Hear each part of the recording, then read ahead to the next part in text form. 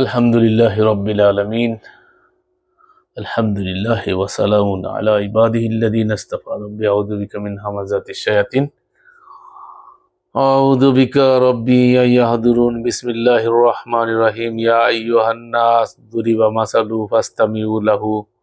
ইন্নাল্লাযীনা তাদুনা মিন দুনিল্লাহি লা ইয়াখলুকু যুবাবান ওয়া লা ইজতামাউ লাহু ওয়া ইয়াসলুবুহুম যুবাবু শাইআন ইয়াস্তানকিযুহু মিনহু যৌফাত তালিব ওয়াল মাতলুব মা কদারুল্লাহ হাক কাদরি ইন্নাল্লাহা লাকাবিয়্যুন আযীম। সম্মানিত দিনী ভাই ও ভগ্নীগণ, আমরা তাজকিয়া তথা আত্মশুদ্ধি এবং জাকাত, সাথে সাথে জাকাতের আলোচনায় যাচ্ছি আমরা। তো তার আগে আমাদের জন্য জরুরি হচ্ছে তাজকিয়া। তো আমরা আলোচনা করতেছিলাম যে আল্লাহকে বাদ দিয়ে যাদেরকে আমরা আহ্বান করি, আমাদের সুপারিশই ভাবি, এটা যে একটা শিরিকি চিন্তা, এই চিন্তা যদি আপনি আপনার ভিতর থেকে বের না করে দেন, তাহলে এই ভায়া মিডিয়ার মাধ্যম যেটা বৈধ না, যেটা অবৈধ, তো বৈধ মাধ্যম ছাড়া অবৈধ যে মাধ্যমগুলো আল্লাহ নিষেধ করেছেন, সেইগুলো আমাদের সমাজের তাজকিয়ার নামে আমরা সেই সব জায়গায় যাই। খেয়াল করতে হবে, যেটা মনে করতেছি আত্মশুদ্ধি দরকার। আত্মশুদ্ধির জন্য যে জায়গায় যাচ্ছি সেখানে আত্মশুদ্ধির পরিবর্তে আরো ক্ষতি হচ্ছে। এই জন্য ওই জায়গাগুলো যদি আমি আপনাদেরকে চিহ্নিত না করে দেই, তাহলে দেখা গেল যে আমি কি করব, সঠিক পথের সন্ধান করতে যে ভুল পথে চলে যাব।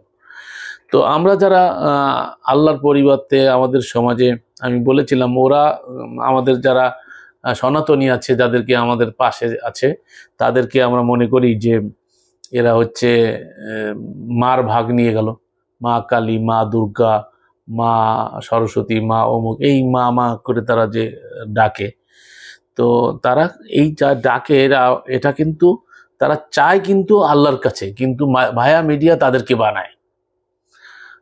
এরা কিন্তু একক বিশ্বাসী এরাও আছে, কিন্তু সমস্যাটা হয়ে যাচ্ছে কি শিরক। খেয়াল করতে হবে, ভায়া মিডিয়াটা যেটা বৈধ না, যার ক্ষমতা নাই, তার কাছে চাওয়া আছে। আমরা কি করতেছি, আমরা তাদের বাড়িতে কাদা বাবা, ল্যাংটা বাবা, পীর বাবা, দরগাওয়ালা, দুর্গাওয়ালা, খাজা নেওয়াজ, গরিবে নেওয়াজ, জুলফে নেওয়াজ, গেসু দারাজ, আতা বক্স, গঞ্জে বক্স, গাউসে আজম, কুতুবে আলম ইত্যাদি নিকট প্রার্থনা করে, অথবা তাদের ভায়া মাধ্যম বানায় এবং তাদের কঠোরভাবে তিরস্কার করে। আল্লাহ সুবহানাহু ওয়া তাআলা কোরআনে কারীমের সূরায়ে আল হজ 22 নম্বর সূরা 73 এবং 74 নম্বর আয়াতটা আমি আপনাদের সম্মুখে তেলাওয়াত করেছি। সেখানে আল্লাহ এদের বিষয়টা কি বলতেছে, আল্লাহ বলছে আইয়ুহান নাস দুরিবা মাসালু ফাসতামিউ লাহু ইলা আখিরিল আয়া, যেটা আমি আপনাদের সামনে পড়েছি। আয়াতে আল্লাহ বলছেন, হে মানুষ, একটি উপমা পেশ করা হলো। খেয়াল করেন, উপমা। আমি আপনাদেরকে বলছি, কোরআনে 3টা বিষয় আছে।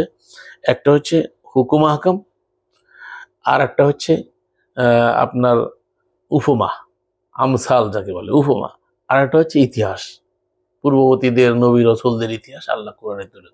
এই 3টা দিয়ে মোটামুটি আল্লাহ রাব্বুল আলামিন আমাদেরকে আমাদের জীবন পরিচালনার বিধিবিধানকে বুঝাইতে চাইছেন কোরআনের মাধ্যমে। তো এখানে আল্লাহ একটা উপমা দিচ্ছে নিজে।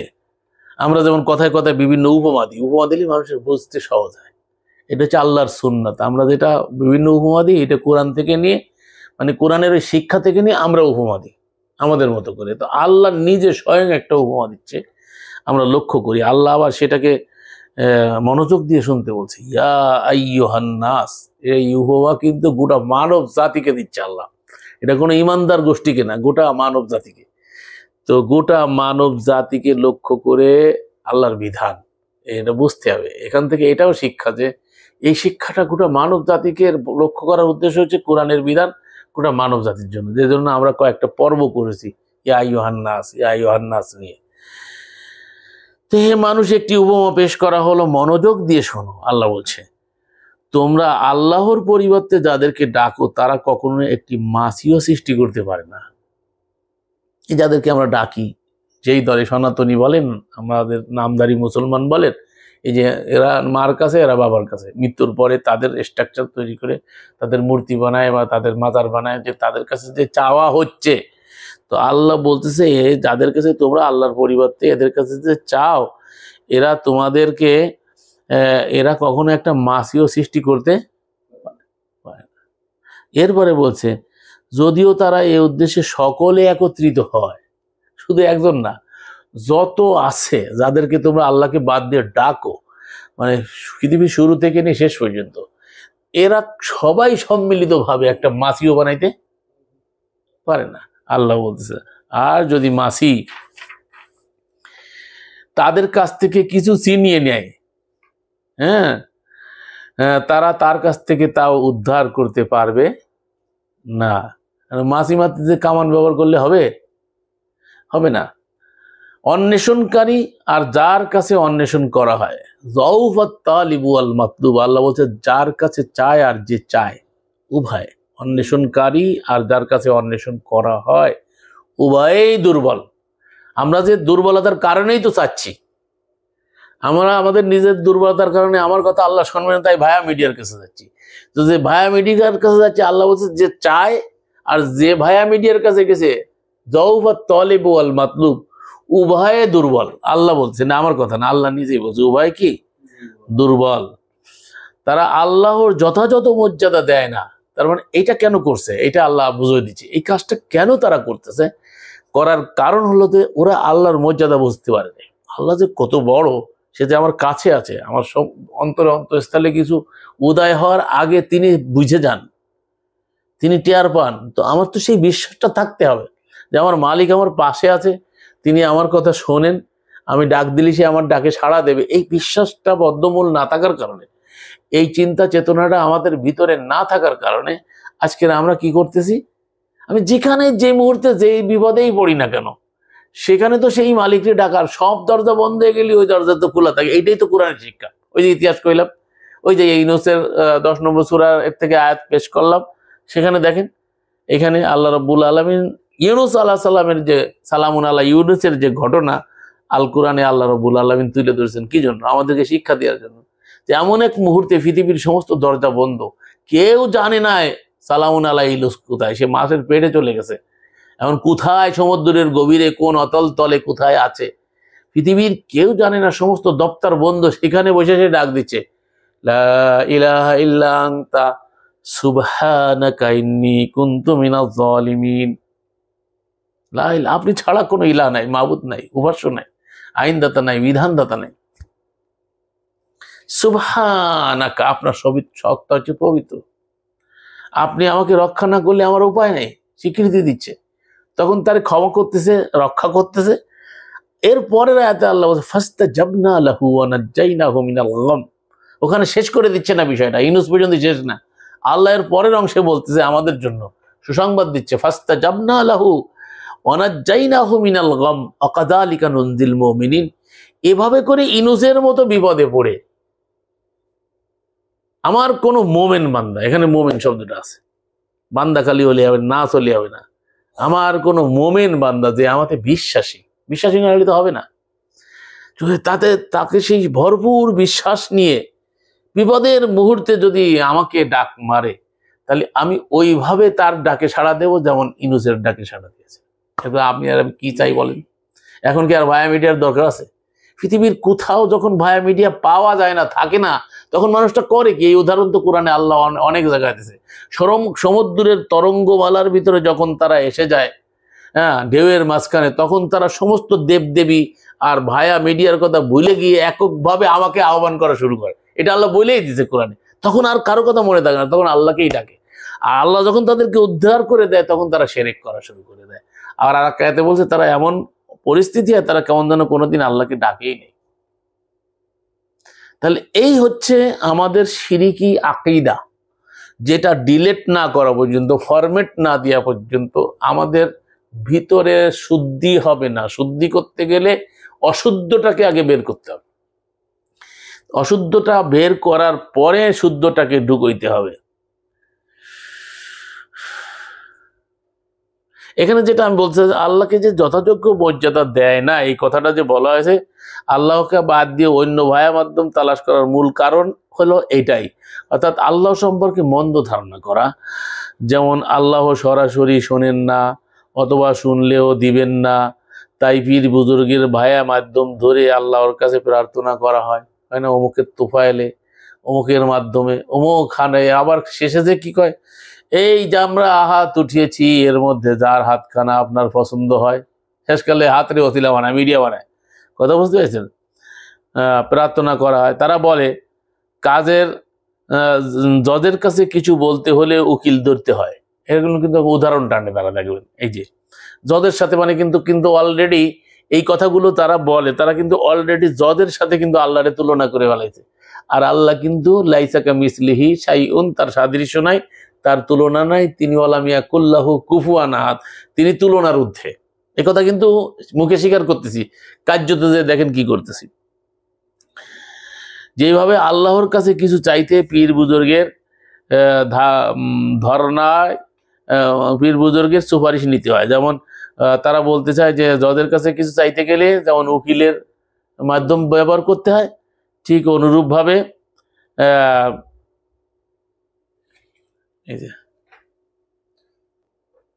তো এই যে সুপারিশকারী যাদেরকে আমরা ভাবতেছি, মূলত তাদের এ কথাটি সম্পর্কে আল্লাহ মন্দ ধারণার ফসল, মানে আল্লাহ সম্পর্কে সঠিক বাস্তব যে ধারণা থাকা উচিত সেটা নাই, যার কারণে তারা আল্লাহর সঙ্গে শিরক করে থাকে।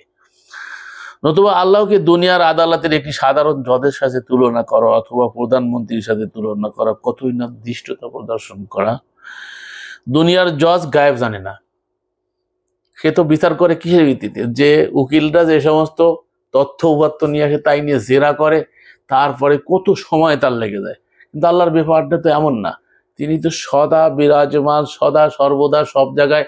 অন্ধকার আলোর ব্যবধান ছাড়া, অন্ধকার রাতে কালো পাথরের পরে কালা পিপিলিকা থেকে ক্ষুদ্র জানোয়ার চললে তার দেখে না, শুধু তার পায়ের আওয়াজ পর্যন্ত নিজ কর্ণে শ্রবণ করেন। তিনি সকলকেই একটা টাইমে দেখেন, সকলের সবকিছু শোনেন। তো তার সাথে তো আল্লাহর সাথে তুলনা করা সম্ভব? এটাই আল্লাহ বলছে মা কাদারুল্লাহ হাক্কা কাদরিহি, তারা আল্লাহর যথাযোগ্য মর্যাদা নিরূপণ করতে পারে নাই। আল্লাহ কত বড়, আল্লাহর ধরা কত বড়, আল্লাহর দেখা কত বড়, আল্লাহর জ্ঞান সীমা কি, এইটা সম্পর্কে তাদের জ্ঞান না থাকার কারণে তারা এই শিরকটা করে। তো দুনিয়ার জজ গায়েব জানে না, তাই সত্য মিথ্যা উদ্ঘাটনের জন্য উভয় পক্ষের উকিলের জেরার মাধ্যমে সত্য উদ্ঘাটনের চেষ্টা করা হয়। অথচ আল্লাহ হলেন আলিমুল গায়েব। দুনিয়ার জজ আইন দ্বারা নিয়ন্ত্রিত, নিজ চোখে দেখা খুনিদের ফাঁসি দিতে পারে না যদি সাক্ষী প্রমাণ দ্বারা প্রমাণিত না হয়। অথচ আল্লাহ হলেন আহকামুল হাকিমিন, তিনি কারো কাছে জবাবদিহিতা করতে বাধ্য নন। লা ইউসালু আম্মা ইয়াফআলু ওয়া হুম ইউসালুন, তিনি সকলকে জিজ্ঞেস করবেন, তাকে জিজ্ঞেস করার কেউ নাই। ফাআলুল লিমা ইউরিদ, তিনি যা ইচ্ছা তাই করতে পারেন, যদি তিনি করেন না। তিনি বলছেন যে জাল্লামুল লিল আবিদ, তিনি তার বান্দাদের প্রতি ইনজাস্টিস করেন না, জুলুম করেন না, তিনি ন্যায় বিচার করেন। তার রহমত তার গজবের আগে বেড়ে গেছে, এগুলো সে নিজের পক্ষ থেকে করেন, সেটা বলে দিচ্ছে। কিন্তু তিনি বাধ্য না কারোর কাছে, এটা আমাদেরকে জানতে হবে। তারপরে আর কোনো এমন শক্তি নাই যে শক্তি তাকে বাধ্য করতে পারে। তো তিনি যদি নিজের পরে কিছু বাধ্যবাধকতা চাপায় নেন, সেটা তার ব্যাপার, যেটা তিনি বলেছেন যে আমার গজবের পরে আমার রহমত আগে বেড়ে গেছে, আমার রহমত সর্বত্র পরিব্যাপ্ত ঘিরে আছে। তার কারণে যে তাকে অস্বীকার করে তাকেও কিছু বলে না, দয়া করে তার প্রতিও, তাকেও খাইতে দেয়, তাকেও চক্ষু দিছে, তা যে দেখতেছে, তাকেও অক্সিজেন দিছে, সেই অক্সিজেনে সে বেঁচে আছে। তো এইগুলো আমাদেরকে বুঝতে হবে। তিনি নিজের ইলম দ্বারাই বিচার করতে সক্ষম। আর প্রধানমন্ত্রীর সঙ্গে তুলনা সে তো আরেক হাস্যস্কর বিষয়। প্রধানমন্ত্রীর কাছে আবেদন করতে হলে মন্ত্রী এমপির সুপারিশ নিতে হয়। তবে কার, যাকে প্রধানমন্ত্রী চেনে না, কোনো দল করে কিরকম লোক তা জানে না, এরকম ব্যক্তির বেলায় যারা তাকে চেনে তার সুপারিশ প্রয়োজন হয়। আর যারা প্রধানমন্ত্রী নিজস্ব লোক, যাদের প্রধানমন্ত্রী চেনেন, তাদের কি কোনো সুপারিশ নিতে হয় না, না বরং তারা কারো সুপারিশ নিলে তিনি রাগ করেন। তাহলে আল্লাহর কাছে কি এমন কোনো বান্দা আছে যাকে আল্লাহ চেনেন না? এরকম কোনো বান্দা নাই। অথবা আল্লাহ এমন কোনো বান্দা আছে যে আল্লাহর কাছে তওবা করলে আল্লাহ তার তওবা কবুল করবেন না? না, এরকম কেউ নেই। বরং যে যত অন্যায় করুক না কেন, যদি আল্লাহর কাছে তওবা করে, ফিরে আসে, রাজাত করে, যে পদ্ধতি দিয়েছে সেই পদ্ধতি অনুসারে তওবা করে, আস্তাগফার মুখে মুখে না বলে যে পদ্ধতিতে, সেই পদ্ধতিতে সে যদি ফিরে আসে, আল্লাহ সুবহানাহু ওয়া তাআলা অবশ্যই তাকে ক্ষমা করে দিবেন। আল কোরআনে আল্লাহ রাব্বুল আলামিন এই কথায় স্পষ্টভাবে সূরা আন-নিসা 4 নম্বর সূরার 110 নম্বর আয়াতে বলছে, ওয়া ইয়ামাল সুআন আও ইয়াজলিমু নাফসাহু সুম্মা ইয়াস্তাগফিরুল্লাহ ইয়াজিদুল্লাহ গফুরুর রহিমা। আর যে ব্যক্তি মন্দ কাজ করবে কিংবা নিজের প্রতি জুলুম করবে, তারপর আল্লাহর কাছে ক্ষমা চাইবে, সে আল্লাহকে পাবে ক্ষমাশীল পরম দয়ালু। আবার ওই যে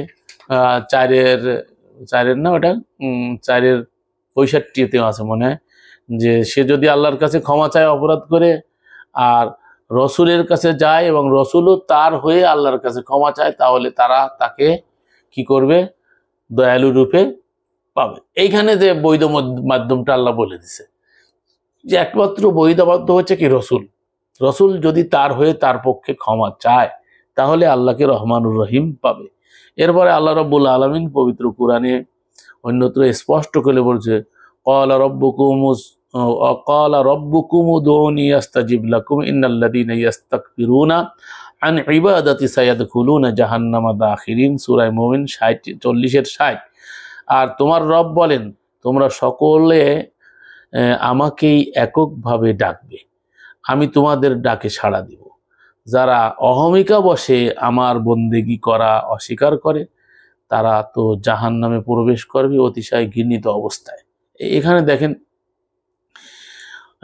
আগে বলছে ওয়াকালা রব্বুকুম, তোমার রব বলছেন, কি বলছেন? উদুনি, আমার কাছে চাও, আস্তাজিব লাকুম, আমি তোমাদের ডাকে সাড়া দেব। তোমরা যদি আমাকে ডাকো, কোনো প্রার্থনা করো, তোমাদের প্রার্থনা সাড়া। যারা অহমিকা বসে আমার বন্দেগী করা হতে অস্বীকার করে, এখানে ইবাদত শব্দটা আসে, তাহলে বোঝা যাচ্ছে এই চাওয়াটা কিন্তু একটা ইবাদত। এটা কিন্তু প্রমাণিত হচ্ছে যে প্রার্থনা করা, চাওয়া, এটা একটা ইবাদত। তো এই ইবাদতটা হতে হবে নিরঙ্কুশভাবে আল্লাহর জন্য। সেই চাওয়াটা যদি আল্লাহকে রেখে অন্য কারো কাছে চান, তাহলে ইবাদত তো কাউকে দেওয়া যাবে না। এখানে একটা জিনিস আপনাদেরকে বলে রাখি বোঝার জন্য, দেখেন কোরআনে যত জায়গা আছে আতিউল্লাহ ওয়া আতিউর রাসূল, তোমরা আনুগত্য করবে আল্লাহর, আনুগত্য করবে রসুলের। এখানে দেখেন দুটো বিষয় একেবারে সমান সমানভাবে বলা হয়েছে, আতিউন আল্লাহর ক্ষেত্রে, আতিউন রসুলের ক্ষেত্রে। তাহলে ইতাআত, আতিউন মানে ইতাআত করা, আনুগত্য করা, যেটা বাংলায় বলে আনুগত্য করা। আনুগত্য করা মানে হুকুমের নির্দেশের মেনে চলা। আর ইবাদতটা হচ্ছে, ইবাদতের মধ্যে কি থাকে? ইবাদতের মধ্যে মানে আরো কিছু বিষয় থাকে, তার মধ্যে বিনয় থাকে, ভালোবাসা থাকে, অনেক কিছুর সমন্বয় হচ্ছে ইবাদত নামক একটা প্যাকেজ আল্লাহ বলছেন কোরআনে। তো এই হুকুমও থাকবে তার সাথে। তো এই হুকুমটা হবে নিরঙ্কুশ আল্লাহর হুকুম, এবং আল্লাহর হুকুমটাকে মেনে নেওয়া, যেটাকে এক কথায় ইবাদত বোঝায়। কিন্তু এই জন্য দেখেন, এক্ষেত্রে আল্লাহ রাব্বুল আলামিন রসুলকে সম্পৃক্ত করেন নাই। এই জন্য কোরআনে কোথাও নাই উবুদুল্লাহ উবুদুর রসুল। এই কথাটা বোঝানোর জন্য আমি কথাটা টাইনে রাখলাম। আতিউল্লাহ আতিউর রসুল আছে, ইতাআত আল্লাহর, ইতাআত রসুলের। আবার অন্য জায়গায় বলছে মান আতার রসুল ফাকাদ আতাল্লাহ, 4:80 বলা হয়েছে, 4 নম্বর সূরা 80 নম্বর আয়াতে, যে রসুলের আনুগত্য করলো সে আল্লাহরই আনুগত্য করলো, কিন্তু যে রসুলের ইবাদত করলো সে আল্লাহর ইবাদত। রসুলের ইবাদতের কথা কোথাও বলা হয়নি, বরং রসুলকে বলা হয়েছে ইয়া ইবাদি।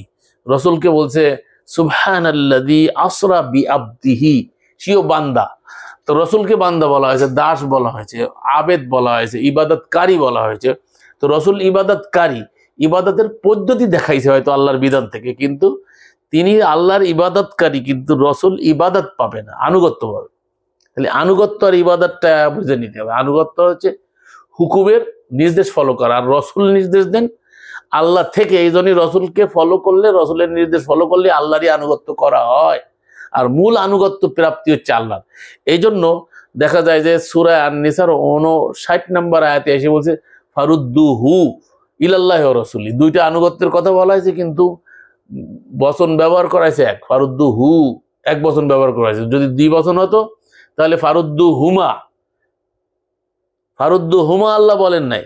আল্লাহ বলছেন ফারুদ্দুহু ইলাল্লাহি ওয়া রাসূলি, তার মানে এই আবার 480 আর 150 এই সূরা নিসার মধ্যেই আল্লাহ রাব্বুল আলামিন বিষয়টা ক্লিয়ার করছে।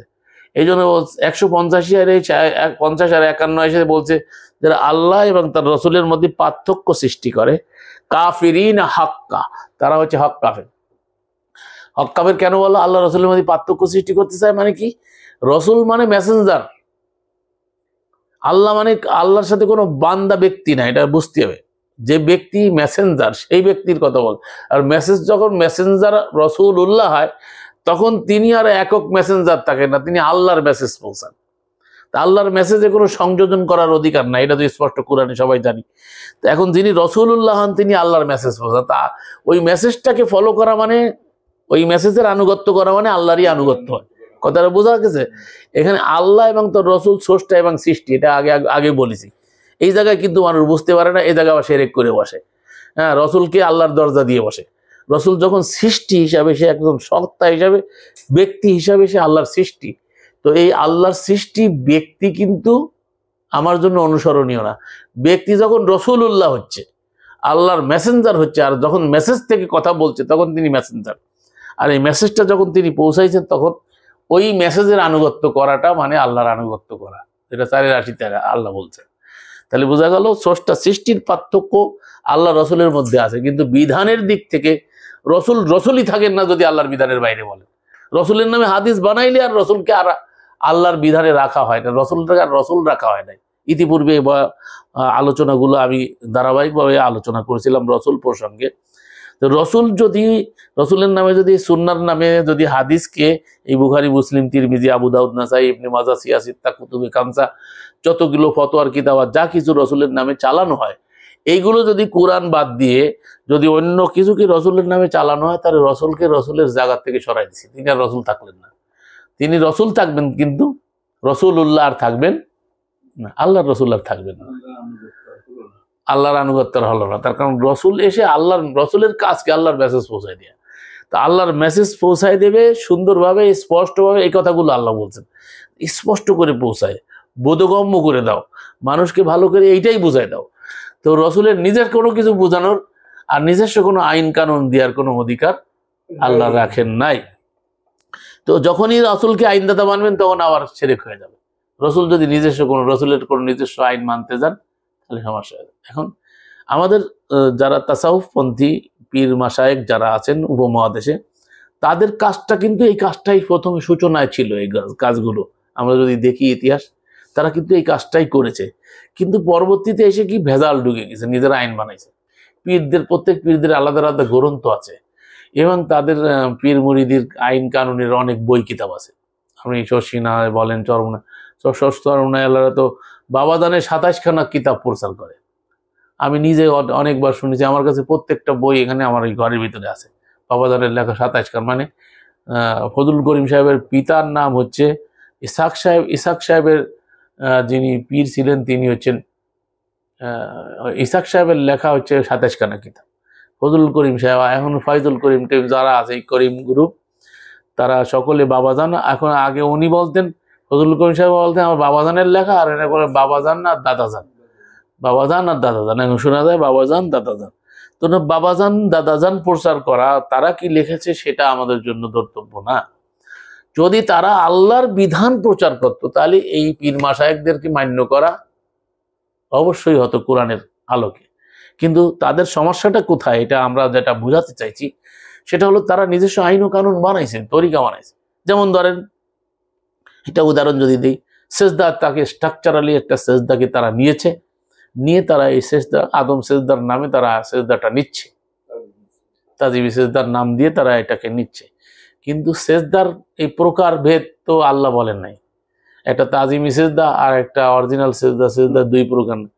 সেজদা মানে মান্য করা। এখন মান্য করা কোনটা? আল্লাহর বিধান মান্য করা হচ্ছে আল্লাহকে সেজদা করা। এই জন্য আল্লাহ বলছে আর কাউকে মানিও না, আমাকেই মানো। এখন রসুলকে কিবলা করে তারা বলতে চাচ্ছে যেটা, এই জন্য আদম কাবা বলতেছে, যদিচ এটার কোনো সেরকম কোনো শব্দ কোরআনে নাই। তো রসুল কেন্দ্রিক আল্লাহর আনুগত্য করা, এটা কোরআন থেকে প্রমাণিত। রসুল কেন্দ্রিক, যেমন আমরা কাবা কেন্দ্রিক হই কিন্তু কাবার উপাসনা করি না। কাবার ইবাদত কেউ যদি করে তাহলে কাফের হয়ে যাবে। কাবা কেন্দ্রিক একত্রিত হই, তো রসুল কেন্দ্রিক করে, রসুলকে কেন্দ্র করে যদি আল্লাহর আইন মানা হয়, আল্লাহর বিধান মানা হয়, তাহলে সমস্যা নাই। কিন্তু রসুলের আইন কানুন যদি মানা হয় আল্লাহর মতো করে, তাহলে আল্লাহর সমকক্ষ রসুলকে দাঁড় করানো হলো, পীরকে দাঁড় করানো হলো, মাশায়েখকে দাঁড় করানো হলো। যাকে মানবেন আল্লাহর সমকক্ষ দাঁড় করে তার আইন ও কানুন মানবেন পাশাপাশি, তাহলে সেটা করে দেবে। এদের কাজ শুধু ছিল ওমা আলার রাসূলিল্লাল বালাগুল মুবিন, আমার বালাককে পৌঁছে দিয়ে।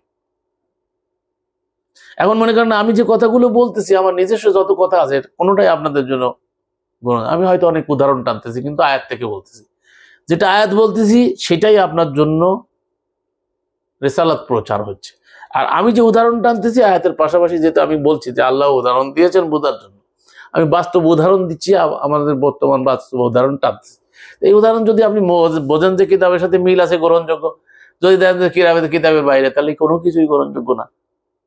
বিষয়টা ভেরি স্পষ্ট।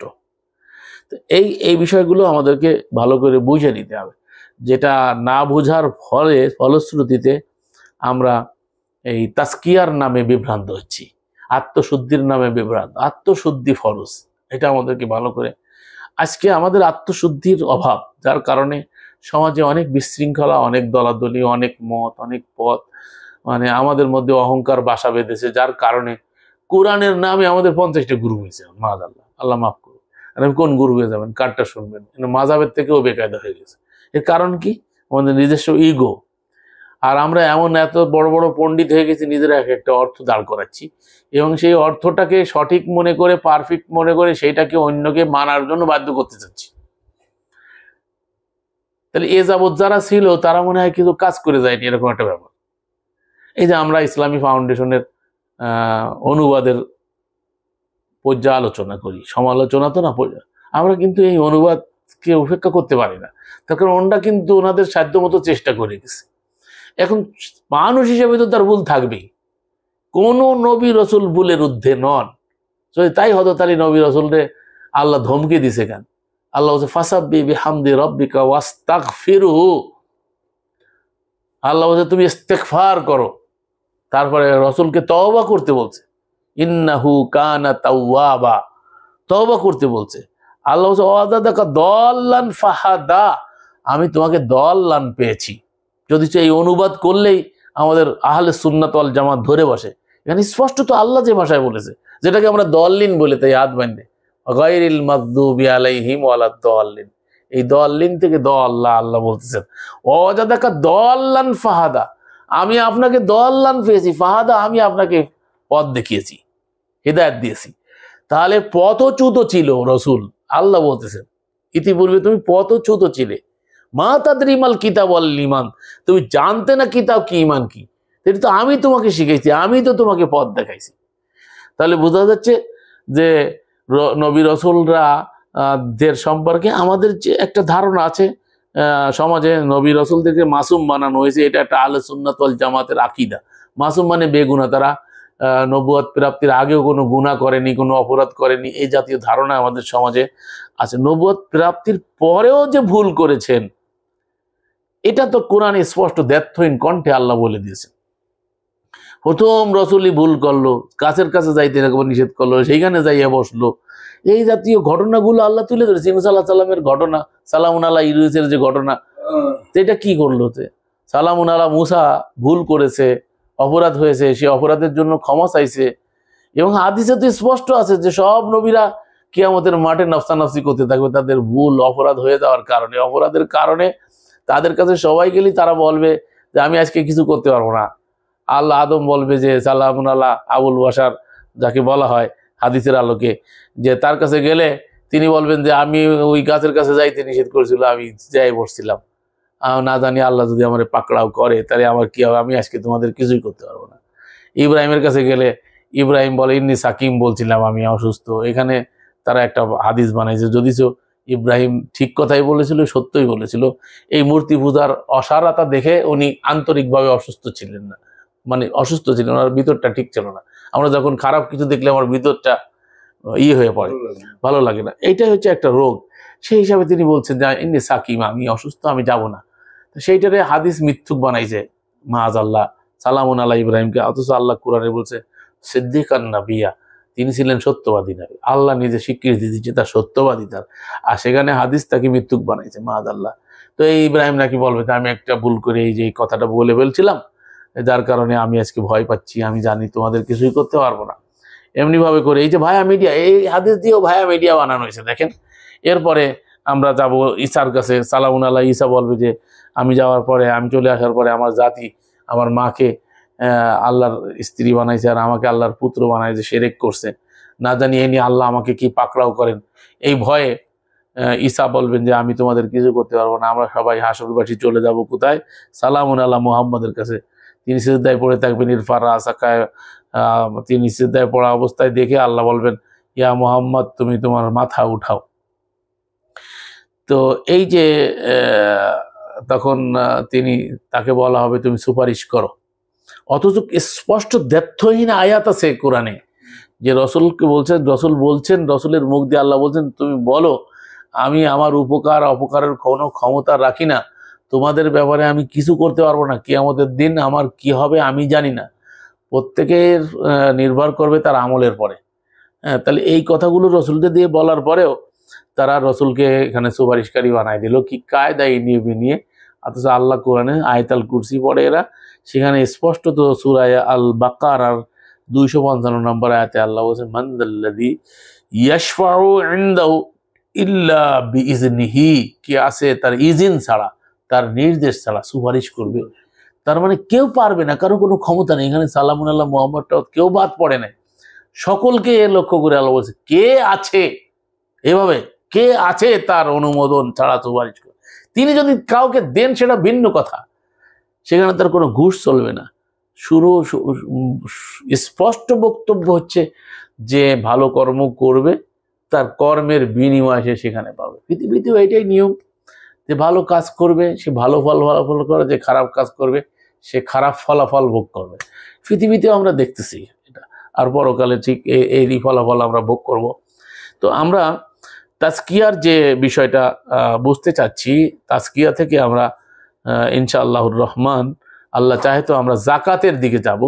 তো জাকাত তাজকিয়া থেকে, তো আমরা জাকাত নিয়ে বিস্তৃত আলোচনা করব, সাথে সাথে তাজকিয়া না বুঝতে পারলে জাকাত বোঝা যাবে না। এই জন্য আমাদের শুধু দর্শক বৃন্দ, আবাস প্রবাসের দিনী ভাই ও ভগ্নীগণ, আপনাদের সকলকে স্বনির্বন্ধ অনুরোধ করব যে আপনারা বিষয়টাকে গুরুত্ব দিন। আত্মশুদ্ধির বিষয়টা অত্যন্ত তাৎপর্যমণ্ডিত এবং নিজেদের শুদ্ধি অত্যন্ত জরুরি। তার জন্য যে করণীয়, এই করণীয় বিষয়টা আমরা পরবর্তী পর্যায়ে আপনাদের সাথে আলোচনায় আসছি। মহান আল্লাহ আমাদের সকলকে বুঝার তৌফিক দান করুন। আমা আল্লাহ রাসূলিল্লাহ বালাগুম।